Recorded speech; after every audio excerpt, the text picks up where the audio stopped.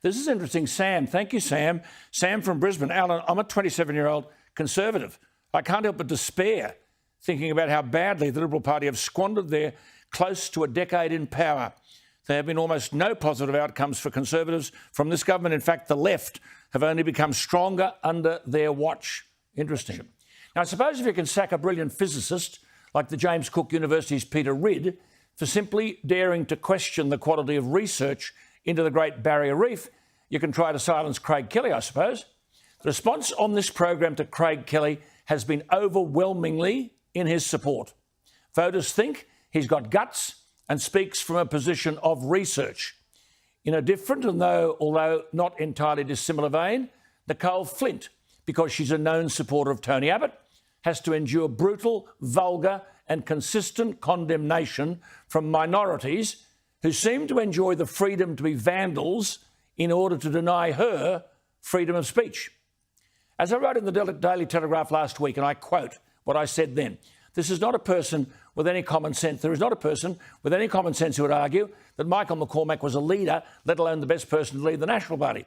But because he was challenged, those who mounted the challenge are backbenched and meant to be silenced. My correspondence in relation to the New South Wales Energy Minister, Matt Kean, highlights the fact that, as I said earlier, he doesn't want to fight the Greens, he wants to join them. And a so-called Liberal leader in WA, talking the same rubbish, may find himself on Saturday week leading the Liberal Party into political oblivion. But when Craig Kelly announced his leaving the Liberal Party to move to the crossbench and become an independent, where he felt free to voice his opinions, the same Matt Kean tweeted this, quote, Craig Kelly's spreading of misinformation about COVID-19 and climate change and his disrespect for scientific evidence have no place in a major Australian political party. Good riddance. Well, I know what rank and file Liberals are saying of who we need to get rid of if the party's to have a future, and it's not Craig Kelly. He joins us. Craig Kelly, thank you for your time. How do you respond to this stuff? Well, Alan, when you hear comments like that, you understand that Mr Kean knows less about early COVID treatments than he does about running the electricity grid in this state.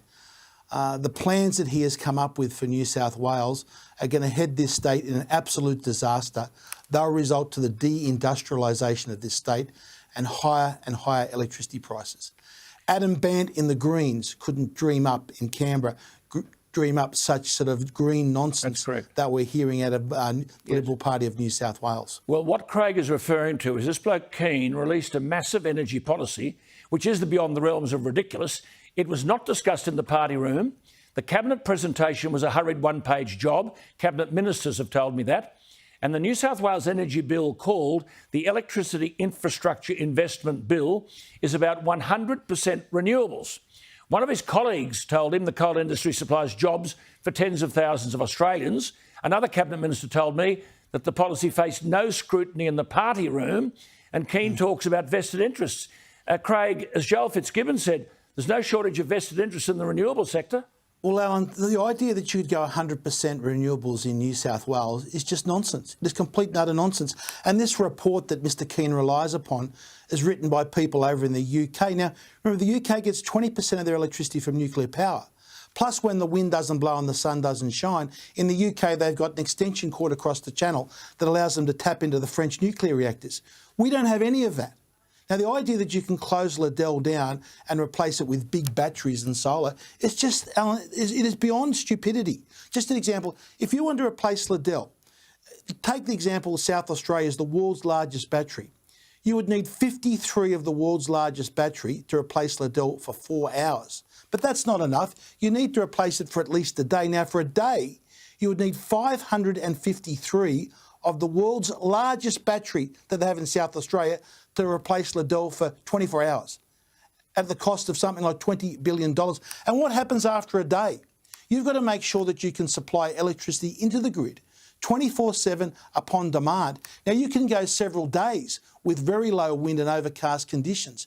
The idea, this is going to cause massive blackouts, Alan. It's going to cause deindustrialisation. It will send jobs to China. Well, and instead all we're doing is importing small solar panels from China.